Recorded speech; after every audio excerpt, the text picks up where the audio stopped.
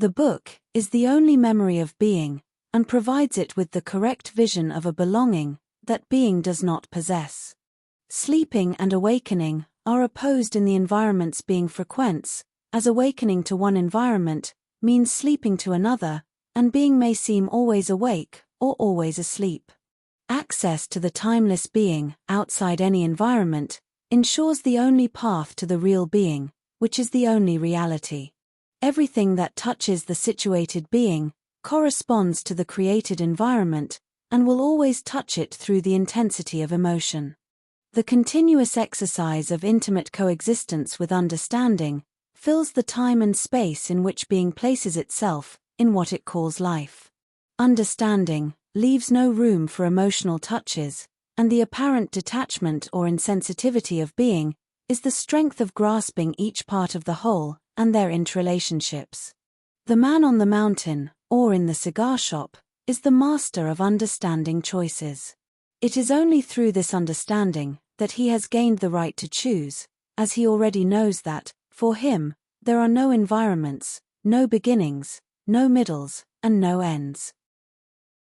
By telling these things, the book brings awareness that demystifies the romanticism to which the manifested being clings so strongly, an attachment that soothes the fear of loneliness, and is the great counterpoint to the unity of being. The book is the anchor of being's life.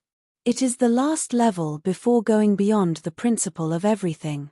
Merely to work with more comprehensible concepts, on lower levels, conquering, is a widely neglected concept, even though it is always related to all the purposes of being's actions. There is not a single moment, in being's journey in manifestation, when conquering is not present. Being will use every possible means to achieve this. Even in leisure, it is constantly at work in conquest.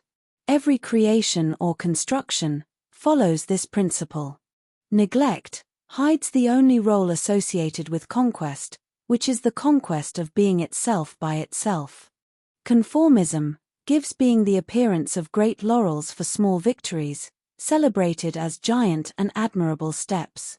The conquest of the greatest height, the greatest depth, the greatest speed, the greatest strength, the greatest intelligence, the greatest skill, or the greatest endurance, presents being with challenges that, in light of the discovery of being's true potential, become too trivial in their limits. Entering existence is not leaving it.